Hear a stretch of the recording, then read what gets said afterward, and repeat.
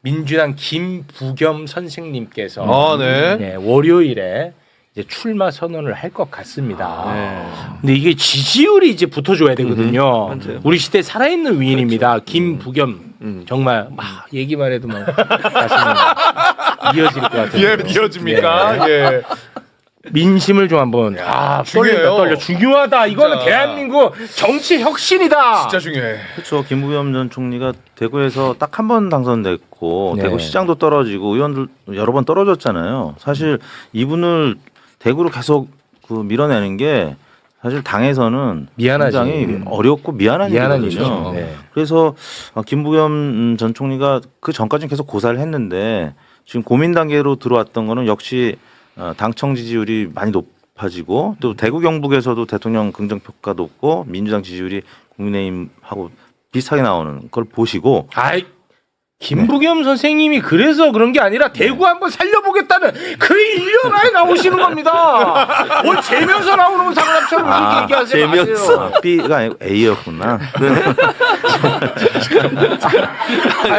우리 이택수 대표님 많이 당황하셨어. 아무튼 작품 만들어가고 있는데. 엄중해야 된다. 엄중하게 가자. 엄중하게. 이런 상황에서 정청래 대표랑 이제 어제 두 분이 만났는데 화기애애한 모습을 연출을 했고요. 뭉클하더라고요. 그다음에 이제 반면에 국민의힘은 주호영 의원이 컷오프 되면서 지금 현재 스코어 가처분 신문을 하러 아까 들어가는 뉴스를 봤는데 오늘 네. 그래서 만약 가처분이 인용이 되면 본인은 당연히 이제 경선에 참여한다고 생각하는데 또 이정현 공관위원장은 안 된다 컷오프 한다는 거잖아요. 예. 그럼 결국 무소속 가능성이 있는 거고 무소속에서 수성갑을 한동훈한테 양보하고 무소속 연대로 본인은 대구시장, 한동훈은 보궐선거에 국민의힘 무소속 국회의원 후보로 이런 식으로 할 마음이 조금 있는 것으로 지금 보도가 되고 있습니다. 그거는 나는 동의가 안 된다. 네. 아니 주호영이 무소속으로 나가는 것까지는 그럴 수 있어요. 근데 한동훈이랑 손잡으면 표 다 떨어지는데 아닙니다. 만약에 한동훈 전 대표하고 손을 안 잡으면 무소속으로서의 지지율은 그렇게 주호영 부의장의 지지율이 높게 나올 가능성은 크진 않습니다. 왜냐하면 지금 여론조사 결과들을 소개해드리면 지금 추경호 의원보다도 다자구도에서 약간 밀리는 조사들도 나오고 그 전에 이진숙 예비 후보보다는 또 낮았기 때문에 네. 그래서 사실 그냥 단독으로 무소속 후보로 나가면 김부겸 후보를 이기기 어렵다는 걸 본인도 잘 알 거예요. 그러니까 이제 뭔가 바람을 일으켜 보겠다. 그래서 다자구도로 만들어서 과거에 이제 친박 연대가 이제 무소속 연대로서 영남권에서 꽤 선전을 했던 적이 있거든요. 그때의 바람을 한번 일으켜 보겠다는 건데 아직도 많은 분들은 주호영 의원이 설마 그렇게까지 하겠어?라고 하는데 최근 어제 그제 뉴스를 보면은 온도차가 좀 있습니다. 진짜 나갈 것 같은 그런 분위기로 바뀌고 있어요. 좋네. 네. 근데 이 주호영 의원이 무소속으로 나가는 데 있어서 결정적인 변수는 뭐냐면 뭐예요? 이진숙이 아까 말씀드렸듯이 장동혁이 자기를 제거하려고 한다는 걸 알고 무소속 대구시장 후보를 강행하느냐. 이진숙도. 그러니까 이진숙도 무소속 후보로 나와줘야지 주호영도 무소속으로 나와서 국민의힘 후보 예를 들어서 추경호가 됐든 최은석이 됐든 3자가 시민 단일화 후보를 하자고 이렇게 제안을 해볼 수가 있는 거예요. 그러면은 주호영 입장에서 이진숙이 무소속으로 대구시장 후보로 안 나오면은 안 돼요? 못 나오죠. 이진숙은 그 짓은 절대 안 할 것 같은데 왜냐하면 이진숙은 거기 안에 있는 게 다음을 위해서 좋다고 판단할 것 같은데. 근데 이진숙도 지금 대구 재보궐 국회의원으로 가고 싶은 마음도 있는데 지금 장동혁 대표 본인을 제거하려고 한다는 이 속셈을 진짜로 이제 믿게 돼버리면 어떤 선택을 할지 모른다는 거죠. 그런데 더 중요한 거는 주호영 의원은 무소속으로 출마할 배짱이 없습니다. 배짱이 없어. 네, 그리고 왜 그게 또 방증이냐면 네네. 한동훈 측에서 사실 먼저 이 컷오프가 있기 전부터 주호영한테 너 컷오프 당할 거야. 그러니까 나랑 빨리 무소속 연대 하자 했을 때 선을 확 그었거든요. 그래서 한동훈은 이제 대구에서 국회의원 재보궐선거가 안 열릴 거라고 예상하고 부산으로 지금 가 있는 상황이에요. 그렇기 때문에 이 상황을 주호영 의원이 알고 있고 결과적으로 주호영이 가장 화가 난 건 뭐냐면 나 컷오프 시켜놓고 네. 달래주질 않는 거야. 그러니까 아유 우리 어른이니까 중앙정치에서 좀 역할 해주십시오. 다음에 실선해가지고 국회의장 가시죠라는 제스처만 만들어주면 아유 그래 내가 선당 우세할게 하려고 했는데 신경을 안 써버리니까 신경 안 써버려. 모양새가 빠지는 거예요. 본인이 진짜로 무소속으로 출마하려고 했다면 가처분 신청 그런 거 안 합니다. 정치 건달들은 바로 그냥 무소속 나갑니다. 근데 이게 가처분 신청을 해서 그걸로 빠져나오려고 하는 것 같아요. 그러면 또 조금만 나 한번 달래봐 요 정도로 보시는 네. 거군요. 네. 그러면은 이거는 악재인데 내 입장에선. 같이 나와줘야 되니까. 다자구도가 좋지. 아니, 한동훈 전 대표 측에서 계속해서 지금 주한 연대설 계속 띄우고 있는 상황이고 이제 친한계 스피커라는 분들이 여러 방송 나와가지고 이 연대 가능성 얘기하니까 그것 때문에 이제 주호영 원체 좀 불쾌한 건 맞는 것 같아요. 그죠? 불쾌했는데 거봐. 다만 근데 이 주한 연대설에 대해서 주호영 의원은 사실 딱히 얻을 게 없기 때문에 그래. 막 찬동하진 않지만 근데 또 묘한 말을 했냐면은 참모들끼리 소통을 하고 있대. 소통만 네, 하는 거죠. 참모들끼리 소통을 하고 있고 한동훈 전 대표가 무슨 생각하는지 내가 알아야 되지 않겠느냐는 식으로 이야기를 했거든요. 그러니까 그 말은 뭐냐면은 주호영 의원도 지금 가능성이 높진 않지만 무속 출마를 아예 옵션에서 다 따놓고 있는 것 같지는 않다. 왜냐면은 이 잘 아시겠지만 정치라는 게 합리적으로만 굴러가지 않아요. 네. 보통 사감도 많이 들어가거든요. 그렇죠. 이게 게임이라는 것도 이기려고 하는 게 아니라 상대방 빡치게 하려고 하는 거잖아요. 약간 내가 어차피 여기서 조졌다고 생각이 들면은 난 장동혁한테 빙력 한번 선사해주고 나오겠다 이렇게 갈 수도 있는 거예요. 그러니까 내가 어차피 여기서 더 이상 볼 거가 없고 차라리 이 지방선거 이후 보수 전체가 정계 개편되는 상황이 왔을 때 내가 거기서 뭔가 역할을 하겠다. 국민의힘 안에서가 아니라 라고 하게 된다면은 그때 소위 말하는 한동훈 전 대표와의 연대든 그 이유든 뭐 옵션 남은 것도 나쁠 건 없다. 그러니까 오죽했으면 주호영은 사실 처음부터 장동혁 대표가 선 계속 긋고 시작했잖아요. 처음에 출판 기념회 할 때도 우리 출판 기념회 홍보 제목이 뭐냐? 장동혁 축사 없는 서울 출판 기념회였다. 이걸 이제 홍보할 정도였으니까 장동혁 대표 사실 그것 때문에 상당히 기분이 나빠 있는 상황이거든요. 그러니까 주호영 의원은 어떤 식으로 해서 더 이상 장동혁 대표한테 돌아갈 수가 없는 상황입니다. 그 말은 저는 이 대구시장 선거 관련해서 물론 한동훈 대표가 부산 쪽에 좀 더 관심을 두고 있긴 하지만 네. 이 연대는 아주 가능성이 없는 건 아니다. 제로는 아니다. 그리고 대구에서 소위 말하는 윤호개인 쪽하고 거리 둘 거 할 거면 차라리 컨셉 잡고 가는 게 낫잖아요. 애매해 가는 것보다는. 그렇지. 한동훈 전 대표하고 막판이라도 뭔가 이 딜이 성사될 가능성이 있다. 한 전 대표가 뭘 줄지 모르겠지만. 한동훈이 뭐 이렇게 뭐 변수가 될 만한 그 뭐 지지세가 있나? 지지세는 없지만 오프라인에서의 이제 팬덤은 있기 때문에 네. 그래서 적의 적은 동지잖아요. 지금 주호영 부의장 같은 경우는 장동혁 대표가 이제 적이 돼버린 겁니다. 근데 한동훈하고의 또 가장 강적이 또 장동혁 대표고 네. 적의 적은 동지니까 손을 잡을 수가 있는 거고요. 지금 지지율만 보면 김부겸 전 총리의 지지율이 워낙 지금 높게 나오고 있기 그거 한번 봐야 때문에 돼요, 지금. 이걸 먼저 설명을 와, 드리고 나 좀 약간 떨립니다. 네, 영남일보가 리얼미터에 의뢰해서 네. 이제 그제 어제 발표된 대구 경북 지표를 제가 갖고 와, 왔는데요. 떨린다. 저도 깜짝 놀랐어요. 오. 김부겸 전 총리가 1대1 구도에서 네. 그 다자 구도에서는 1등이 많이 나왔는데 1대1 구도를 저 붙여봤는데 다 이깁니다. 8명. 출마 선언도 안 했는데. 네. 그래서 가장 지지율이 높았던 이진숙 예비 후보도 한 7%포인트 가까이 이기는 걸로 나왔거든요. 주호영 부의장도 마찬가지고 이재만 유영하 후보하고는 격차가 이제 워낙 크고요. 네. 그 다음 페이지 보시면 윤재욱 후보도 격차가 크고 최은석 후보도 격차가 크고 그 다음에 추경호 의원하고는 이제 격차가 좀 줄어들긴 합니다만 그래도 10% 포인트 다 5차범위 바뀌네. 네. 와, 너무 다행이다. 이진숙 주호영 없어가지고. 야, 너무 다행이네. 보니까 이 사람들하고는 굉장히 격차가 좁네. 그러니까 웃기는 거지. 1, 2 후보잖아요, 사실은. 오, 근데 그 다행이네. 사람 둘을 날린 거야. 이정현도 우리 편이야. 국민의 이거 너무, 아니, 진짜 너무 다행이다. 이거. 우리가 이정현을 지켜야 돼. 더군다나 지금 민주당 정부잖아요. 그러니까 네. 여당 후보잖아요. 그렇습니다. 그러면 여러 가지 정부하고 조율도 잘 될 지방 자치단체가 될 거기 때문에 뭐 중앙 정부 지원 기대할 수 있고 지금 있죠. 대구가 지금 워낙 경기가 안 다른 좋잖아. 지역보다 더 안 좋기 그렇죠. 때문에 그래서 예전에 나왔을 때 40% 득표했다면 지금은 당연히 한 45% 많게는 50%까지 육박할 가능성이 있고요. 와. 그렇기 때문에 이제 주호영 의원이 지금 굉장히 고민을 하고 있는 것 같습니다. 과거보다 훨씬 더 고민을 하고 있는데 네. 이 지표를 보면 못 나올 것 같아요. 왜냐하면 3자 구도가 되면 완전 필패거든요. 그렇지. 네, 김부겸 전 총리가 지금 1대1 구도에서도 이기는데 삼자구도 되면 그냥 갖다 바치는 겁니다. 그러면 말씀하신 대로 그냥 장동혁 대표한테 빅엿을 먹이는 논개가 되는 건데 근데 본인은 근데 배치를 내려놔야 되잖아요. 그렇죠. 네, 그렇지. 그게 좀 그러니까 부담이 될것 그렇게는 같아요. 못해. 거기에 플러스 배신자론까지 이제 더해질 겁니다. 어려워요. 그러니까 누구를 해하기 위해서 배지를 내려놓는 경우는 없어. 그건 말이 안 돼. 야, 근데 김부겸 선생님은 진짜 위대하시잖아요. 그럼요.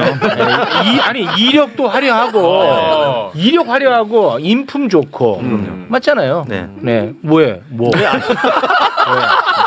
뭐 달리 생각해? 네, 김부겸 전 총리의 뭐 인품 같은 거 워낙 좀 유명하고요. 유명하잖아. 사실은 이제 당 안에서 상처가 좀 많은 것도 많기 때문에 사실 작년부터 계속 얘기가 나왔을 때는 완강하게 거절하고 있다가 최근에 약간 상고 처리하면서 좀 마음이 돌아선 건데 김 전 총리 입장에서는 사실은 대구시장에서 젖잘싸로 떨어져도 나쁘지가 않습니다. 젖잘싸가 어딨어? 아니, 만약에 그렇다 치 왜냐하면은 지금 잘 나오지만 잘 계속 나오는 것처럼 뚜껑 열어봤는데 모르는 거잖아요. 뚜껑 열기 전에 여러조사를 했으면 지난번 총선도 부산 경남 그렇게 안 났겠죠. 야, 우리 근데- 희망적으로 가자. 아, 근데 이제 그 뭐냐면은 지방선거 줄투표잖아요. 그 말은 뭐냐면은 내가 시장을 찍으면서 구청장 그다음에 다 줄 구의원 시험 같이 찍잖아요. 네. 그 말은 뭐냐면은 만약에 김부겸 전 총리가 떨어진다 하더라도 민주당이 대구 밑에 기초단체에서 더 많이 진입할 수 있는 선봉 장군이 되는 거예요. 김부겸이. 그 역할을 하게 되면은 지역주의를 타파하기 위해 이렇게 역할도 했고 당을 위해 헌신을 했기 때문에 그 다음 길이 또 열리게 되죠. 김부겸 총리 떨어진다고 하더라도 왜냐면 급 자체가 커지는 거니까.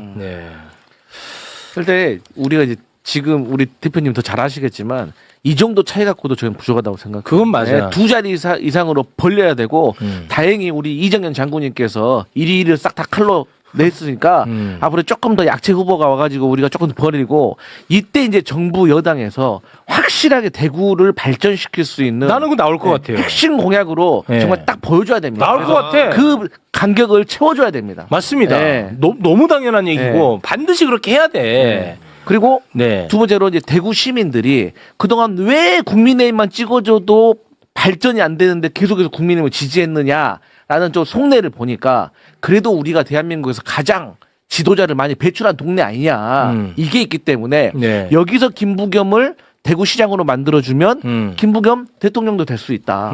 이런 지도자 마인드를 양성론을 좀 심어주는 것도 필요한 것 같아요. 너무 좋습니다. 네. 제가 그저께 윤여준 전 장관요 리얼미터 정치아카데미 교장 선생님이신데 광고하지 마시고요. 점심 식사를 하는데 윤여준 전 장관님께서 김부겸 선생님을 극찬하시더라고요. 이번에 나가셔서 꼭 잘 됐으면 좋겠고 본인이 직접 대구까지 내려가서 만약에 캠페인 하신다 그러면 가서 캠페인도 도와주시겠다. 네, 그 정도로 주변의 평가 굉장히 좋으시죠. 네. 인품 훌륭하시니까. 인품은 워낙 훌륭하시니까 정말 고맙습니다. 약간용에서 홍보를 했습니다.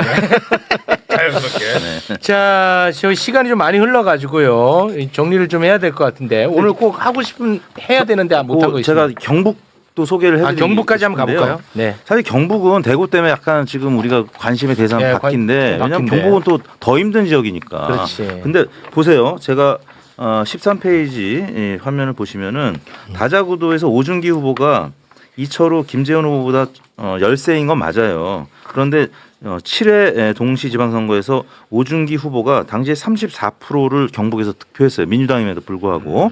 이건 대단한 겁니다. 경북에서 34%면. 그러니까 김부겸 그림자에 가려가지고 오준기 후보는 우리가 누군지 잘 모르고. 네, 제가 잘 모르겠는데. 득표도 많이 했고요. 그다음에 3번 후보가 당시 권오을 바른미래당 후보였는데 지금 보훈부 장관이잖아요. 이분이 당시에 10% 정도 득표를 했어요. 이 두 분 지지율 합치면 여기서 44% 되거든요. 그러면 김부겸 후보랑 손을 잡잖아요. 그러면 이철우 혹은 김재원 후보가 떨 수밖에 없습니다. 그러면 지난 2018년 지방선거 때 당시에 국민의힘이 대구 경북만 겨우 살아남았거든요. 광역단체장 선거에서. 근데 그때만큼 초토화될 가능성이 있다. 근데 만약에 대구는 이미 많이 넘어온 것 같은데 경북까지 만약에 민주당이 가져가잖아요. 국민의힘은 해산할 수밖에 없는 상황입니다. 아니 근데 지금 여기 그 이철우하고 김재원이 다 국민의힘 사람이잖아요. 네네. 왜 이렇게 높아요 경북은? 대구 경북이 워낙 높습니다. 그래서 김문수 후보도 지난 대선 때 워낙 많이 득표를 했던 지역이고 경북이 대구보다 훨씬 더 보수적입니다. 아니, 그렇게 좋아? 왜 저를 쳐다보고 얘기하시죠? 아니 뭐가 왜 그렇게 좋아? 내란 일으킨 정당이. 그래서 그 다음 페이지를 보시면 경북에서 후보 변경 의향을 물어봤는데 언제든지 바꿀 의향이 33%나 되고요. 또 상황에 따라서 바꿀 수 있다는 게 30%. 그래서 이 지역도 우리가 관심을 가지면 변할 수 있다라는 어떤 지표를 보여주는 거고 마지막에 저도 오준기 후보가 누군지 뭐 몰랐어요. 근데 영남일보가 의뢰해서 이제 봤는데 이분이 네. 보니까 과거에 청와대에 있었고요. 그 행정관을 했었던 것 같고 그 다음에 경북도당 포항시 북구위원장에서 김정재 의원하고도 한번 붙은 적이 있고 그래서 경북에서 굉장히 외롭게 싸우고 있는 분입니다. 네. 그러시네. 근데 이거 뭐 이거 누가 얘기한 걸 제가 들은 건데 여기 대구 경북 네. 민심이 국민의힘으로부터 등 돌렸다 해가지고 언론사가 이제 가갖고 시민들 인터뷰해. 아 직접. 그러면 그 시장에 계시는 그 대구 경북 시민분들이 아 국민의힘 이거 안 돼. 오. 아 진짜 혼내줘야 돼. 이거 뭐야 이 맨날 싸우고 말이야. 좋은데요? 이렇게 해갖고 와 됐다. 이 됐다. 오. 이게 쉽잖아. 예. 근데 그 마인드가 뭐냐? 한일전 A매치 축구하잖아. 네. 한국이 못해. 네. 저 한국 새끼들 저거 맞아 안 되죠. 야 이 새끼들 저거 운동하지 말고 저 공무원 시험이나 봐라 막 이런다고. 그런 느낌. 그렇다고 일본 응원하지 않잖아. 그렇죠. 네. 그렇대. 그런 마인드가 있죠. 맞지? 네. 아니, 근데 그런 분들이 보이콧하고 응원당에만 안 나가면 성공하는 거 아닌가요? 투표만 하지 않는다. 네, 그렇게까지만 만들어 성공할 수 있는 거죠. 아니 안 볼란다고 TV 꺼버리면 그냥. 그렇죠. 지금 이제 워낙 국민의힘이 자중질환에 빠져 있기 때문에 그 싸우는 모습 보기 싫어서 뉴스도 잘 안 보시고요. 그다음에 투표도 생각이 없고 여론조사도 응답을 잘 안 한다는 거예요. 그래서 말씀하신 대로 그 가능성이 충분히 있기 때문에 지금 대구도 그렇지만 경북도 민주당이 충분히 해볼 만한 상황이 네. 됐다고 봅니다. 김부겸 전 국무총리가 지금 대구시장 등판한다는 거 아니에요. 근데 처음으로 공표된 여론조사에서 놀라운 결과가 나왔습니다. 김부겸이 나올 경우 국민의힘 8명 중 누구랑 붙어도 다 이기는 결과가 나왔습니다. 영남일보가 리얼미터에 네. 의뢰해서 그 조사를 한 거거든요. ARS예요. 이건 그러니까 찍는 거죠. 듣고 그냥 찍는 겁니다.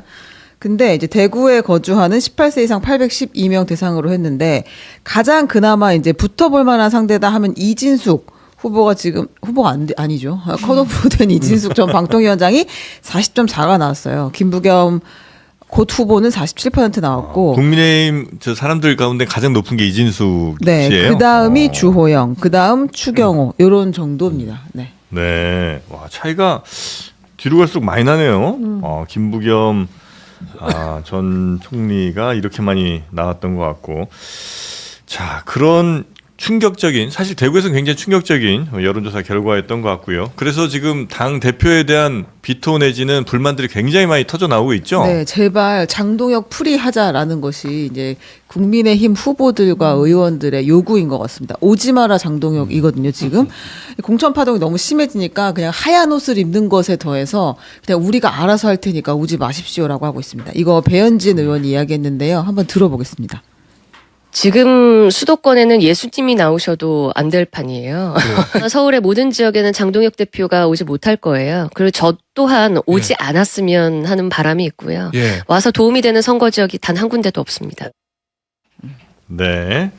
와서 도움되는 선거 지역이 단 한 군데도 없습니다. 당대표가 이런 소리까지 들으면 진짜 자괴감이 좀 많이 느껴질 것 같기는 한데 장동혁 대표는 그래서 어디 안 가요? 도움 안 돼서? 네, 갈 데가 지역 있어야죠. 일정이 실제로 없었다고 3월 말에 지역 행사가 0건이었다고 합니다. 이것도 이제 불러줘야 가는 거지 나 혼자 안녕하세요 하고 갈 수는 없는 노릇이잖아요. 그런 상황이라고 하고요. 그리고 이 사태를 만든 또 하나의 그 당사자인 이정현 공관위원장이 아니 지금 이번 공천은 흔들린 것이 아니라 일부러 흔든 것이야 라고 이야기했습니다. 조용하게 가려면 현역과 기득권 그대로 두면 되지만 그렇게 하면 정치는 바뀌지 않는다. 이 공천 지금 잘 가고 있어 라는 이야기를 한 번 더 했습니다. 이렇게 하면 많이 바뀌긴 바뀔 것 같습니다. 네. 지금 국힘의 공천 상황을 보면 무능과 탐욕이 결합하면 어떤 결과가 나온지를 잘 보여주고 있는 것 같아요. 무능 플러스 탐욕. 네. 네. 그러니까 무능한데 욕심은 많아. 이러면 이렇게 돌아가는 거예요, 공천이. 그러니까 이재현 위원장은 거의 정신승리 수준의 얘기만 혼잣말로 하고 있는 상황이고 누가 봐도 지금 안 그래도 힘들었던 선거가 점점 더 힘들어지고 있어요. 지금 수도권의 경기도의 웬만한 지역에서 국민의힘이 광역의원 후보를 못 구해요. 후보가 없어요. 그래서 당협위원장들이 정말 아무나 붙잡고 제발 출마해달라고 지금 사정하고 있는 곳이 꽤 많아요. 왜냐면 광역의원은 한 명만 뽑히니까. 네. 그리고 지금 광역의원을 하고 있는 사람들이 하향 지원해서 기초의원 가번 받겠다고 지금 그러고 있거든요. 아, 그냥 쉬고 있을 수는 없으니까. 아니 가번은 당선될 수 있으니까. 네, 그걸 그래서 아예 막았어요. 제도로. 제대로 막았어요? 네, 하향 지원을 안 받는 걸로. 하도 하향 지원자만 많아지니까 상향 지원은 오케이. 근데 하향 지원은 안 돼. 근데 지금 소선거구제로 치러지는 광역시도 의원은 경기도만 해도 빈대가 너무 많다는 거예요. 얼마 전에 그런 얘기를 좀 들었는데 그만큼 지금 국민의힘 선거 상황 자체가 어렵고 이정현 위원장이 들어와 가지고 더 엉망진창으로 만들어놨고 근데 이분은 약간 다른 세상에 사는 분 같아요. 다른 차원에. 그러니까 본인은 일부러 저렇게 했다. 일부러 이렇게 얘기하는데 그 일부러를 100명 중에 한 10명쯤은 그래도 깊은 뜻이 있다라고 공감을 해줘야 그게 전략이잖아요. 네. 근데 100명 중에 2-3명도 이해를 못하는 것 같아요. 무슨 저기 뭘 어쩌자는 건지. 그러니까 사실 이번에 대구 이 여론조사 결과 영남일보 놀랍잖아요. 한 번도 이런 적이 없는데. 네네. 그러니까 김부겸 총리가 좀 약체 후보들하고 붙어서는 이긴다. 뭐 그런 결과는 나올 수 있죠. 근데 그게 아니고 모두를 이긴다. 게다가 컷오프된 두 사람 정도만 그나마 좀 해볼 만하고 나머지는 하나만하다라는 게 이 선거 결과 좀 여론조사 결과 보여주는 거잖아요. 그렇다고 저거 뒤집을 수 있어요? 제가 보기엔 뒤집을 생각도 없고 공천 결과를 네. 이 뒤집을 수도 없어요.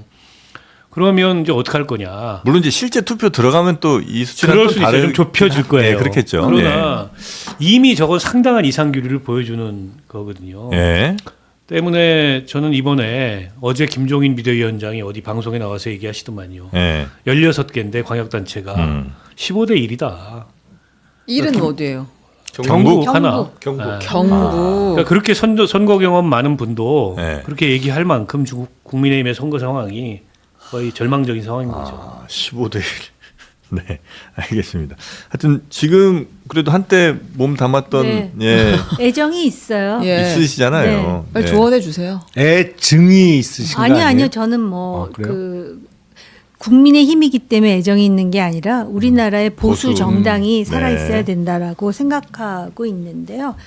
이 정도 되면은 진짜 어떤 대안을 상상하기가 쉽지 않아요. 그러니까 김종인 전 위원장도 15대 1이 될 것이다까지만 얘기하지 이것을 해결할 수 있는 비책에 대해서는 말씀을 못 하시잖아요.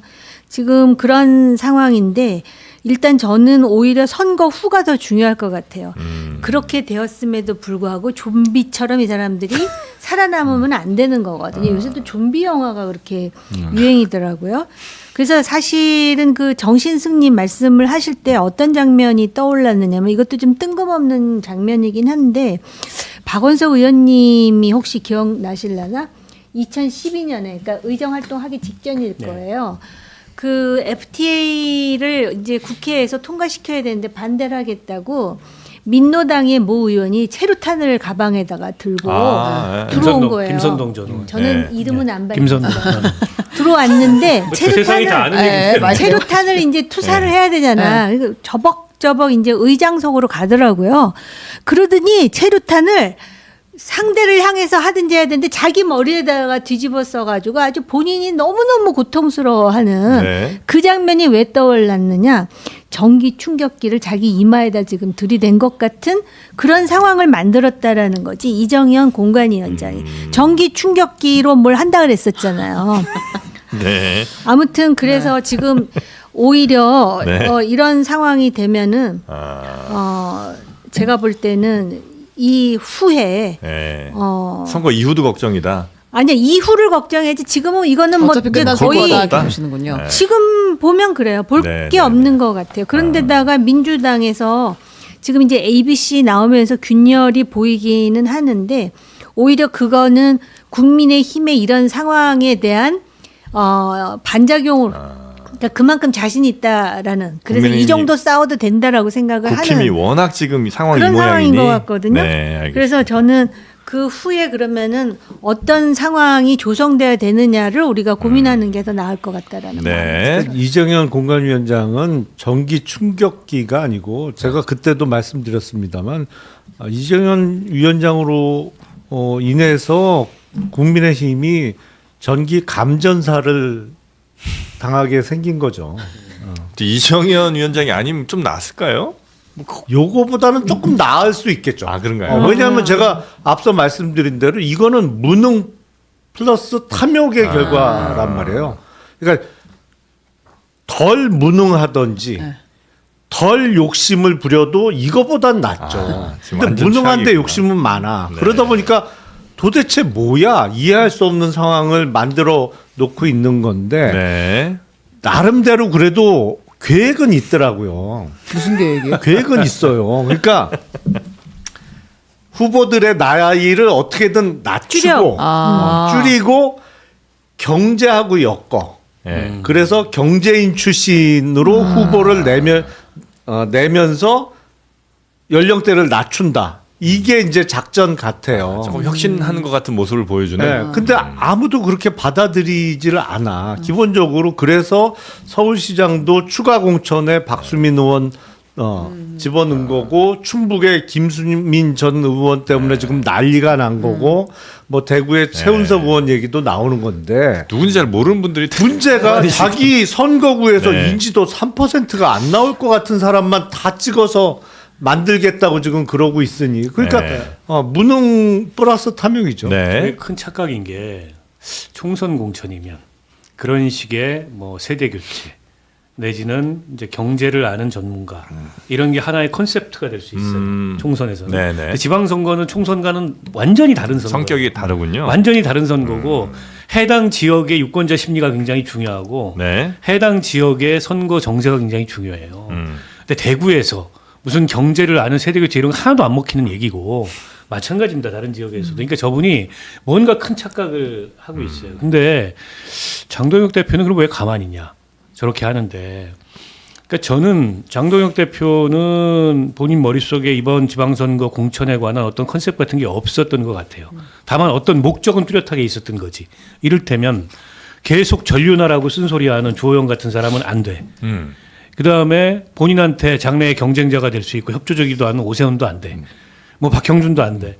이렇게 몇 가지 엑스표에 대해서는 공감대가 있는 거예요. 네. 그러니까 가만히 있는 거죠. 네. 아니면 어떻게 당대표가 가만히 있을 수가 있어요. 저거는. 그러게 장 대표가 요즘 아예 안 보이고 있는데 네. 지금 뭐 주호영 의원 같은 경우는 이거 받아들일 수 없다는 입장이 완고한 거죠? 확고한 네. 거죠? 법원에 가처분 신청을 오전에 냈습니다. 예. 그래서 요거는 이제 결과를 기다릴 것 같고 한때 그 무소속 출마 가능성에 대한 보도가 있었는데 그건 본인이 강하게 부인을 했다고 네. 하고요. 그다음에 플러스 그럼 주호영 그 의원은 나가겠다는 의지가 지금 굉장히 강한 거잖아요. 가처분이 받아들여지면 경선에 참여할 수 있게 될 테니까 이제 그렇게 되면 본인의 지역구가 빌 텐데 그 자리에 그러면 이제 한동훈 그 전 대표가 나갈 것 같다. 지금 부산에서 대구로 방향을 튼 것 같다. 그래서 주한 연대설이 나오고는 있습니다. 네. 둘 다 애매하게 부인하고 있고 별로 도와주려는 의지는 없어 보이는데. 저는 실현 가능성 낮다고 생각해요. 주호영 한동훈. 예. 네. 기본적으로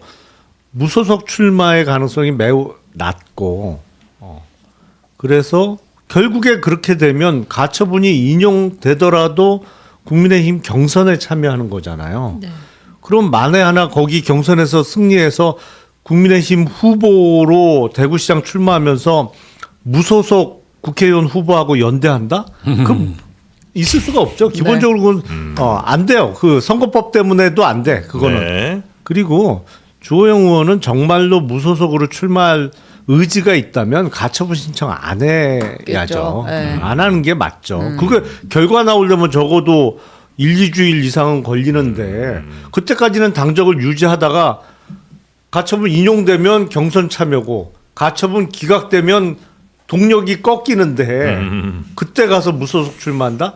그때 가서 국힘이 또 이상한 아주 이상한 무슨 빅 이벤트를 벌이면 그걸 명분으로 해서 무소속 출마할 수는 있겠지만 그렇지 않으면 못한다고 봐야죠. 아니 근데 저는 그냥 해보는 얘기는 아닌 것 같고요. 조금 시간을 벌고 여론의 추이 그러니까 민심의 가처분이 그냥 하는 것 같지는 않단. 아니 가처분도 그렇고 네. 무소속 출마 가능성을 흘리는 것도 그냥 네. 해보는 얘기는 아니고 시간을 좀 벌어놓고 여론과 민심의 추이를 살피는 것 같아요. 지금 어쨌든 저 공천에 대해서 대구 민심이 안 좋잖아요. 그리고 지금 이제 거론된 나머지 후보들에 대해서 이번 이제 영남일보 저 여론조사 결과에서 봤듯이 지지가 굉장히 낮고, 근데 이대로 굳어져 간다. 주호영이 무소속으로라도 출마해서 네. 선거판을 바꿔야 된다 이런 여론이 나오면 출마할 수도 있다고 봐요. 다만 이제 그런 여론이 나오기까지는 이제 본인이 상당한 그 확신을 얻어야 되는데 네. 아직 거기에 이르지 못했기 때문에 상황을 좀 살피겠다. 요게 가처분 신청의 뜻인 것 같아요. 네. 그러니까 저분이 판사 출신이잖아요. 공천 가처분은 받아들여진 적이 대한민국 역사에서 한 번도 없습니다. 그걸 모르지 않아요. 네. 아는데 왜 저걸 내놨을까? 저는 시간을 벌면서 추이를 보겠다. 이 판단이 아닌가 싶어요. 이런 것도 있을 것 같아요. 주호영 의원이라면 지금 이 사태가 자신을 얼마나 코너에 몰고 있는지 모를 리가 없어요. 네. 그러니까 이런 상황이 되면은 당에서 당 지도부가 좋든 싫든 간에 주호영 의원을 달래는 그런 일련의 정치적 수순을 해야 되는 거예요.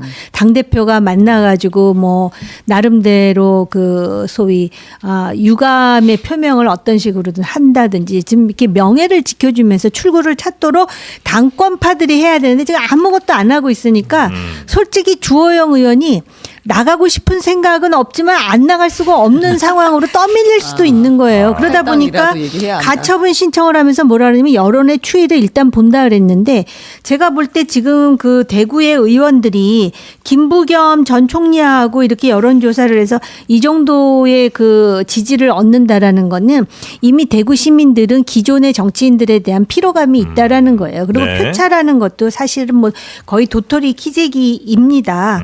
그런 상황이기 때문에 그 주호영 의원으로서는 제가 볼 때 지금 본인이 그래도 채통을 지키면서 탈당하지 않고 누가 후보가 됐든 그 후보를 지원할 수 있는 그런 어떤 입지를 만들어주는 게 당 지도부가 할 일인데 지금 안 하고 있는 게 더 문제라는 네. 거고요. 지금 이 여론조사에 보면 무응답층이 있어요. 두 자리가 넘거든요. 그러니까는 사실은 김부겸 전 총리의 수치가 높게 나왔지만 만약에 지금 우리가 아직 안 겪어서 그렇지 대구시장을 뺏겼다? 이건 당장 당하면 이거 엄청난 쇼크입니다. 그렇겠죠. 그러니까 네. 이걸 막기 위해서 지금 잘못했는데 공관위원장이 잘못했다 하고 사력을 다해서 이걸 회복하려는 움직임이 있어야 되는데 그것마저도 없어요. 그러니까 정말 이렇게 되면 네. 제발 이렇게 할 거면은 지방선거 끝나고 좀비처럼 다시 다니지는 말라라고 그 얘기는 하고 싶은 거죠. 네. 지금 대구만이 문제가 아니라 충북도 하나만 더 전하면 네. 사실 대구가 근데 김부겸 그 전 총리가 나가겠다고는 했으나 이길 거라고 생각하진 않는 것 같아요. 김부겸 본인도 왜냐면 너무 많이 선거를 여기서 치러봤고 결과적으로는 쉽지 않다는 거를 특히 그럼요. 측근들이 알아서 끝까지 말렸다는 거예요. 네. 근데 이제 김부겸 총리가 오늘 총리가 오늘 정청래 대표를 만났습니다. 그래서 뭔가 단판을 짓고 오려는 것 같아요. 아, 그래요? 네, 그래서 뭐라도 받아와야 내가 이거 출마를 했을 때 의미가 있지. 그냥 나 나가라고 등 떠민다고 나갈 수 있는 게 아니다라는 게 이제 오늘의 그 만남 취지였던 것 같고 네. 아마 그러면 공약에 이것들이 상당 부분 반영이 되지 않을까 이제 그런. 그렇죠. 뭐 예전에 이정현 현 국민의힘 공관위원장이 순천 곡성 당시 박근혜 정권 때 출마했을 때 예산 폭탄 이거 내가 내리겠다. 실제 예산 폭탄을 던졌어요. 그 뒤에 당선된 다음에 그래서 재선까지 된 거 아니겠어요? 그 김부겸 총리도 여당 후보로서의 프리미엄을 어쨌든 대구 지역 발전에 행사할 수 있는 뭔가를 당도 혹은 정부도 좀 도와달라 이 얘기를 아마 할 거고 또 한 가지는 그러니까 다른 곳과 달리 대구에서는 이재명 대통령을 전면에 내세우고 선거운동하기가 어렵습니다.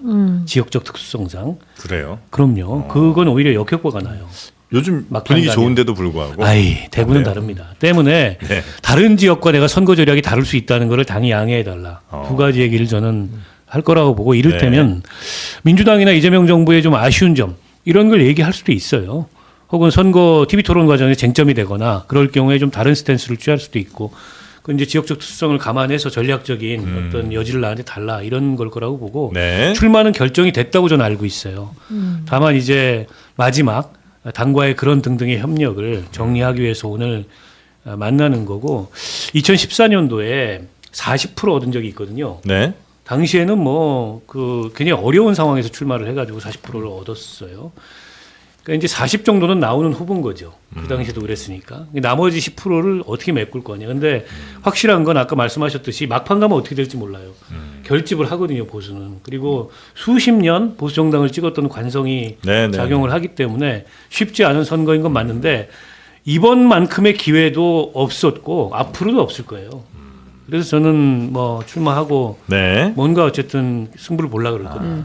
야, 요즘 국민의힘 공천 상황을 보는데 그야말로 예사롭지가 않은 것 같은데 최근에는 대구시장 공천을 둘러싸고 주호영, 이진숙 두 분을 이렇게 컷오프를 했는데 도대체 공관위원장인 이정현 위원장의 속내는 어떤 걸까요? 네, 뭐 사실 이제 이번 대구시장 컷오프 뉴스 관련해서 이제 가장 많이 나온 해석이 원래 타깃이 장동혁 대표 체제에 좀 비판적인 주호영 의원이었고 이진숙 전 위원장은 구색 맞추기로 끼워 넣은 거다 이런 해석이 가장 많이 나왔어요. 왜냐면 이제 주호영 의원 혼자 날리기에는 모양새가 안 좋잖아요. 그러니까 이제 이진숙 위원장을 묶어서 처리했다 이런 해석이 많이 나왔는데 제 해석은 조금 다른 게 이거는 장동혁 대표가 지금 미리 대선 경쟁자를 쳐내는 작업을 한 거다. 아, 이거 색다른 해석인데 네. 장동혁 대표가 대선 경쟁자를 제거하기 위해서 네. 이런 컷오프 전략을 썼다. 네. 그런 설명이 좀 필요할 것 같은데요. 네, 저는 그렇게 좀 공통점을 묶었는데 일단은 이제 주호영 의원이 이제 후보가 되면은 원래 지역구인 수성구 갑자리가 비잖아요. 그럼 여기에 누가 나올 수 있냐? 잠재적 이 대권 라이벌인 한동훈이 나올 수가 있잖아요. 그래서 일단 이거를 원천 봉쇄했다 이렇게 좀 볼 수가 있고 그러면 이준숙 전 위원장은 왜 날렸냐? 이것도 대권 경쟁자 목적이다. 사실 실제로 이런 얘기가 많이 나와요. 이준숙까지도? 이준숙까지도. 네. 왜냐면은 이준숙 전 위원장이 지금 여론조사에서 야권 후보 1위잖아요. 그렇죠. 네, 야권 후보 1위인데 사실은 이 본선 경쟁력이 이렇게 확실한 후보를 컷오프 한다는 게 상식적으로는 말이 안 되잖아요. 근데 왜 날렸을까? 그러니까 장동혁 대표 입장에서는 이제 본인이랑 이제 지지층이 좀 겹치잖아요. 윤어게인 세력에서 겹치고 좀 지지자들이 좀 좋아하는 그런 파이터 이미지 같은 게 있어서 국민의힘 지지자 내에서는 좀 스타성이 있다. 좀 이런 이미지가 있어서 결국에는 본인에게 좀 위협이 될 수 있는 싹을 미리 잘라버린 거 아니냐. 야, 굉장히 흥미로운 해석인데 예. 그러니까 장동혁 대표가 자기랑 정치적으로 이제 뭐 상반된 상극인 한동훈도 제거를 하고 예. 그리고 예를 들면은 지지자군이 겹치는 교집합에 해당하는 그 이진숙까지도 날리는 일타쌍피 전략을 이번에 컷오프로 편 것이다. 네. 이런 흥미로운 얘기를 해줬는데 이런 상황 속에서 어쨌든 간에 이진숙이든 주호영이든 간에 컷오프 이후에 행보라는 게 있을 텐데 어떤 선택을 하게 될 거라고 보십니까? 일단 주호영 의원이 무소속으로 나올 수 있다 이런 말이 있잖아요. 그러니까 실제로 언급을 한 건 있어요. 가처분 결과를 이제 가처분 신청을 했으니까 그 결과를 보고 또 대구 시민들의 의견을 들어서 무소속 출마 여부를 결정을 하겠다. 그런데 이게 이제 무소속을 언급을 했으니까 어쨌든 그 글자를 무소속을 고려한다 이런 식으로 당연히 이제 기사가 나가게 되잖아요. 근데 이제 굉장히 그거 갖고 예민하게 굴었다고 하더라고요. 이렇게 좀 취재해 보면. 아, 그래요? 네, 이거는 사실 가처분 결과에 따라서 대답할 수 있다라는 원론적인 이야기였을 뿐인데 마치 진짜 무소속으로 나갈 것처럼 기사가 나갔다. 네. 그냥 가처분 결과 보겠다는 것까지만 확실한 거다. 이렇게 좀 예민하게 굴었다고 하더라고요. 이게 사실 분위기가 이제 김부겸 위주로 지금 좀 돌아가는 그런 모습이잖아요. 김부겸 전 총리가 이제 대구 등판론이 나오고 있으니까 그런 상황에서 나와서 당적까지 던지고 나왔는데 떨어지면 정말 최악이고 아주 안 좋은 모습에 정계 은퇴를 해야 하고 또 그 패배의 책임까지도 어떻게 보면 떠안을 수가 있기 때문에 굉장히 좀 아주 신중하게 고려하지 않을까.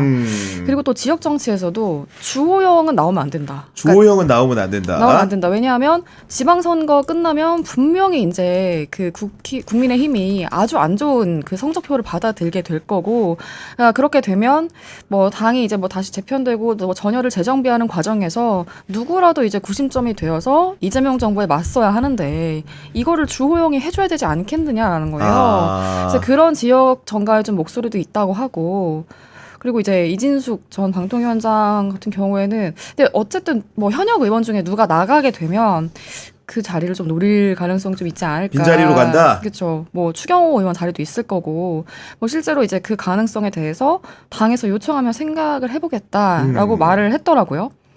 근데 이제 아까 유설희 기자 말씀해 주셨지만 장동혁 지도부 입장에서는 주호영은 이재명 정부 역할론으로 그냥 묶어두고 그리고 이제 이진숙은 국회의원 자리 주고. 그럼 뭐 이제 그러면 어쨌든 중앙정치에서 본인이 두각을 드러내느냐 아니냐는 본인 또 하기 나름이니까.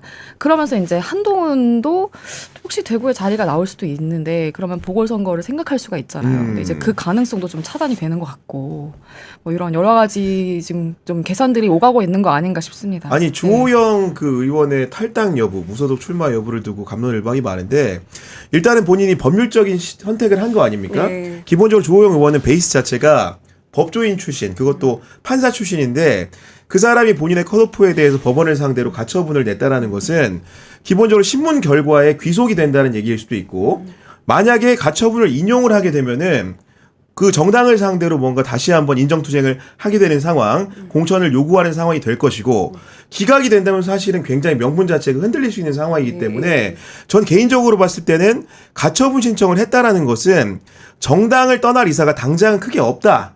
저는 그렇게 좀 느낀 상황이었는데 어쨌든 간에 그걸 변론으로 하고 왜 그 주호영의 그런 무소속 출마 여부가 중요하냐. 아까 유설희 기자도 설명을 해줬지만은 한동훈 전 대표가 어디서 출마할 것인가에 대해서 굉장히 많은 관심이 쏠리는 가운데 이 두 부분이 직결되기 때문에 그런 거 아니겠습니까? 네, 저는 조금 일단 이 가처분 결과에 대해서 좀 여러 가지 뭐 인용이 될 수도 있고 기각이 될 수도 있잖아요. 요 선택지에 대해서 조금 설명을 드리면 일단은 사실은 이제 공천 심사에 대해서 가처분 신청을 했을 때 받아들여진 경우가 매우 극히 드물어요. 이제 뭐 잘 아시겠지만 이 정당의 공천이라는 게 정당 고유의 자율성이 맞아요. 보장되는 네. 아주 고도의 정치적 행위라고 보기 때문에 웬만하면 법원이 개입을 하지 않으려고 하거든요. 근데 이 어려운 거를 해냈던 게 주호영 의원이에요. 과거에 인용을 받아낸 적이 있어요. 그랬군요. 일단 판사 출신이니까 본인이 잘 알기도 하고 2016년에 대구 수성을 지역구가 여성 우선 추천 지역으로 묶인 적이 있어요. 그래서 지금 현역인 그 이인선 의원이 공천을 받아서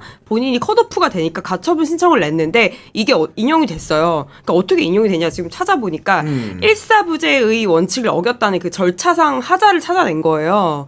그래서 이제 이번에도 아마 좀 이런 명백한 절차적 하자가 있으면 아마 받아들여질 것이고 아마 아니면은 사실은 인용될 가능성이 높진 않죠. 그러면은 뭐 당연히 무소속 출마 카드를 꺼낼 수밖에 없지 않나 싶은 게 왜냐면 본인이 6선에 국회 부의장까지 했잖아요. 그럼 이제는 사실은 대구시장 말고는 선택지가 없거든요. 그래서 저는 지푸라기를 잡는 심정으로 정말 모든 쓸 카드를 다 쓴 것 같고 이제 이진숙 전 위원장도 조금 제가 부연을 하면은 제가 당내 분위기를 좀 얘기 들어보니까 그 대구 지역에 생기는 보궐 자리를 챙겨줄 얘기가 파다한데 이제 사실은 요거 가지고 약속대로는 얘기가 나왔던 것도 아시죠? 네. 네, 왜냐면 이제 보궐 자리 주려고 일부러 이제 보여주기식 컷오프를 한 거다 이런 해석이 나와서 제가 여당 내 이 장동혁 대표 측의 핵심 관계자한테 물어보니까 약속대로까지는 전혀 아닌 것 같다. 아니다. 그건 전혀 아니고 근데 지금 당내 여론조사 어쨌든 1위였던 이진숙을 날린 거에 대해서 당원들이 좀 반발을 하고 있대요. 그래서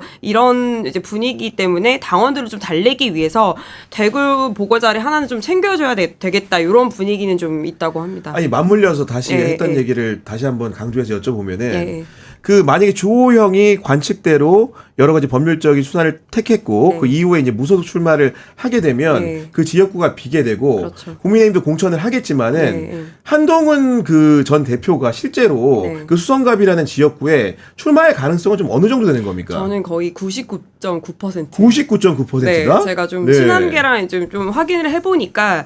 뭐 일단은 그거 먼저 언급을 해야 될 것 같아요. 주한 연대설이 지금 나오고 있잖아요. 그러니까 주호영하고 한동훈 이제 이름 따서 주한 연대설이 나오는데 일단 이게 가능성이 꽤 있는 게 그 둘 사이가 예전부터 꾸준히 연락을 주고받고 밥도 많이 먹고 잘 지내온 관계래요. 그래서 일단 요거는 가능성이 사실 높은 얘기고 그리고 중요한 부분이 그 이제 주호영 의원이 대구시장 무소속으로 나가고 본인이 그 자리에 나가는 게 이보다 더 좋은 구도가 없대요. 한동훈 대표 입장에서는. 예. 일단은 만약에 두 사람 모두 무소속으로 당선됐다. 뭐 당연히 이게 베스트죠. 장동혁 대표 체제를 압박을 할 수가 있잖아요. 근데 뭐 만약에 졌다. 주호영 의원이 사실은 대구시장 선거에서 이길 수 있는 확률이 아주 높진 않잖아요. 이제 김부겸 의원이 워낙 이제 강력하니까. 근데 이제 젖잘싸만 해도 의미 있는 득표율만 해도 이게 충분히 남는 장사인 게 주호영 의원이 나중에 국민의힘 비대위원장으로 추대될 수 있는 명분이 만들어진다는 거예요. 그러면 이제 친한계 입장에서는 자연스럽게 본인들이 당권을 쥐는 길이 열리는 거니까 정말 전 대표 측에서는 정말 절호의 기회다. 라고 하더라고요. 유설희 기자 설명 듣다 보니까 네. 유설희 기자가 친한동훈계가 아닌가 의심스럽다 지금 듣다 보니까 어쨌든 한동훈 전 대표는 대구 말고도 다양한 지역이 거론되는데 다른 지역보다 대구가 우월한 이유가 있는 겁니까? 네, 제가 좀 분위기를 물어보니까 사실 뭐 부산도 나갈 수 있다고 이제 많이 언급되고 있잖아요. 근데 수성갑이 나가면 훨씬 당선 확률이 높다고 해요. 그거는 이제 수성갑 지역구의 특성을 좀 이해할 필요가 있는 게 이 대구 내에서 이제 고소득층 비율이 높고 좀 젊은 층 비율이 높대요. 그런데 상대적으로 보수 성향은 좀 약한 거죠, 이 지역이.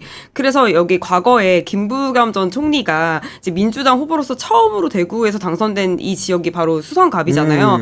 그러니까 한 전 대표 입장에서는 부산이나 다른 지역보다는 수성갑이 훨씬 좀 해볼 만하다. 좀 이렇게 좀 보고 있는 것 그런 같아요. 식의 관측을 하는 거다. 예, 예. 아무튼간에 그 내용은 좀 지켜봐야겠지만은 예. 그 유설희 기자의 분석에 의거하면 대구 출마 가능성이 높다. 특히나 주호영 의원이 무소속으로 대구시장에 출마했을 때는 굉장히 높아진다라는 설명이었는데 이런 대구의 혼탁한 국민의힘 공천 상황 속에서 한 분의 이름이 떠오르기 시작했습니다. 그 이분의 이름은 바로 김부겸 전 국무총리인데 속된 말로 대구 등판이 초읽기에 들어갔다. 이런 평가가 나오고 있거든요. 네, 실제로 초읽기 들어가는 게 지금 김 전 총리가 경기도 양평에 거주 중이거든요. 근데 지금 대구로 이사할 준비를 하고 있다고 하고 그래서 지금 출마 선언도 초읽기에 들어간 것 같아요. 근데 일단 뭐 정청래 대표도 지금 공개적으로 러브콜 보냈잖아요. 대구시장 후보로 뛰어달라.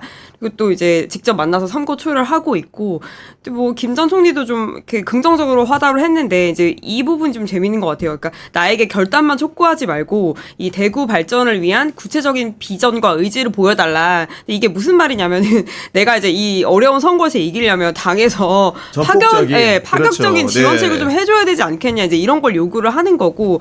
근데 이게 실제로 분위기를 보니까 대구가 지금 경제 상황이 안 좋아서 좀 이걸 해결할 수 있는 시장을 맞아요. 원하는 정서가 있대요. 그러니까 GRDP라고 해서 이게 지역 내 총생산인데 이게 33년째 전국 최하위라고 해요, 대구가. 그리고 이제 시장 자리도 지금 공백 상태니까 좀 중앙 예산을 확실히 끌어올 수 있는 그런 좀 무게감이 있는 그런 인사가 필요하다 그런 좀 정서가 있어서 그런 부분은 김부겸 전 총리에게 매우 유리한 상황이다. 최근에 또 이제 낭보가 하나 있었던 것 같은데 언론사마다 여론조사를 다양하게 하는데 지역지인 영남일보에서 실시한 여론조사 결과에서 뭐 김부겸 그 전 총리가 굉장히 높은 지지를 받았다는 얘기가 있습니다. 네, 저는 이 여론조사가 정말 김 전 총리의 이 출마 명분에 쐐기를 박는 게 아닌가. 그러니까 영남일보가 리얼미터에 이제 의뢰해서 이제 1대1 가상 대결을 한 건데 국민의힘 경선 후보 8명 모두와의 대결에서 이긴 거예요. 그리고 이뿐만이 아니라 다자구도 이제 지지도 조사에서도 35.6%로 압도적 1위. 다자구도에서도 1위. 네. 그리고 2위가 이번에 컷오프된 이진숙 전 위원장인데 20.6%. 그러니까 후보 간 격차가 15%나 꽤 많이 벌어졌잖아요. 저는 이 정도면은 이거 나갈 수밖에 없다. 이런 생각. 그러니까 양자구도가 아니고 다자구도일 때 그 지지도 순위가 이제 그런 식으로 나온다는 그렇죠. 설명이었다는 거고. 근데 물론 여론조사는 여론조사일 뿐입니다. 그렇기 때문에 아무래도 대구 같은 경우에는 보수의 심장으로 불리기도 하고 보수의 성지라고 불리기도 하고 보수의 텃밭이라고 지칭되기 때문에 실제로 김부겸 전 총리가 등판을 하더라도 승산이 있는지는 변론으로 보는 분들이 있는데 우리 유경선 기자가 봤을 때는 승산 가능성 얼마나 점치십니까? 저는 승산 가능성이 있다고 좀 보고 있습니다. 그러니까 왜냐하면 일단 전체적인 선거에 큰 흐름이 있어요. 그러니까 국민의힘 공천 잡음 있고 당 지지율 안 나오고 또 그 와중에 그 공천 심사위원을 굉장히 좀 뭐 과거에 그 형사처벌 이력이 있는 또 이혁재 씨를 뭐 갑자기 데려온다던가 이런 걸 보면 굉장히 지금 흐름상 또 분위기가 국민의힘이 여러 가지로 좀 어렵다. 그런데다가 이재명 정부 지지율 계속 고공행진하고 있죠. 예, 그리고 김부겸 전 총리가 대구에서 국회의원 당선된 적이 있는 인물이잖아요. 예, 그런데다가 저는 또 그것도 하나 주요하게 좀 짚고 싶은 게 대구 시민들의 자존심이 굉장히 상했을 것 같아요. 대구 시민의 자존심이 상했다. 네, 아까 그 경제 상황이 계속 좋지 않은 문제, 그러니까 실질적으로 개선된 게 없는 문제랑 이제 좀 관련이 되어 있는데 사실 대구는 언제든지 와서 뭐 내가 출마하고자 한다면 될 수 있는 곳이다라고 인식하는 듯한 그런 모습이 너무나 많이 있었잖아요. 지금까지. 그리고 뭐 주호영 의원의 출마에 대해서 지역 정가에서 반대하는 이유로 실제로 언급이 뭐 편하게 있겠다는 게 말이 되냐. 지금 중앙 상황이 저렇게 어려운데 이렇게 말을 할 정도니까. 그리고 이제 직전 시장인 홍준표 시장도 자기가 대구시장 취임했다가 대선 나가겠다고 어떻게 보면 대구를 버린 거잖아요. 중간에. 네. 그리고 그러니까 물론 김부겸 의원 같은 경우에도 총선 낙선하고도 다시 중앙 정치로 떠나서 어떻게 보면 좀 뭐 저것도 배신이다라는 평가가 있었다고는 하지만 그 이후에 또 여러 가지들 국민의힘 인사들의 그런 행태에 상대적으로 희석된 측면이 좀 있고요. 그리고 이제 정책 패키지 이게 좀 되게 중요할 것 같은데 그러니까 이제 김부겸 전 총리가 선물 보따리가 있어야 된다라고 말을 했잖아요. 만약에 이제 그 요청에 당이 화답하는 그런 아름다운 모습이 나온다면 굉장히 좀 대구 시민들이 안 그래도 좀 굉장히 자존심이 상해 있고 실제로 지역 민심도 너무 안 좋다고 하는데 거기에 좀 굉장히 반응을 좀 할 수 있지 않을까 그런 생각을 좀 해봅니다. 진짜 선물 보따리가 굉장히 선거에서 중요한 게 지금 보면은 국회 자체가 지금 여대 야소 상황이다 보니까 그 여당 주도로 선물 보따리가 많이 지역으로 가고 있어. 예를 들면은 강원특별법이 지금 사실은 소위를 통과한 상태고 그렇죠. 전북특별법이 통과했고 사실은 부산특별법이 정체돼 있었는데 요거를 부산시장 후보로 유력한 전재수 의원이 정청래 대표를 만나서 뭔가 이제 묶인 매듭을 푸는 형태로 가다 보니까 유권자들이 봤을 때는 야, 힘 있는 정부 여당이 시장이 돼야만 우리 지역 경제가 살아나겠구나 이런 생각을 하는데 그중에서도 민주당이 강력하게 보증하는 그렇죠. 김부겸 전 총리가 만약에 후보로 나온다고 한다면은 그런 의미에서는 경쟁력이 굉장히 있다. 이런 생각을 좀 하게 되는 건데 그런 상황 속에서 힘이 없는 야당 입장에서는 김부겸의 등판이 굉장히 괴로울 것 같아요. 아주 신경이 많이 쓰일 것 같고요. 사실 주호영 의원이 김부겸 등판론이 본격적으로 이야기되기 전부터 굉장히 일찌감치 언급을 하면서 견제를 했어요. 이 대구가 무슨 뭐 정말 꼴통보수만 사는 도시냐. 대구 시민들 정말 현명하고 사리 판단 빠르시다.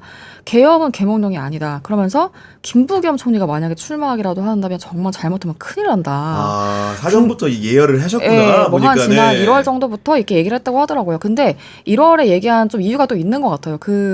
지난 1월에 이제 이해찬 전 총리의 장례식이 있었는데 거기에서 김부겸 전 총리가 상주 역할을 했잖아요. 그때 이제 많은 후배 정치인들이 요청을 간곡하게 했다고 하더라고요. 그 자리에서.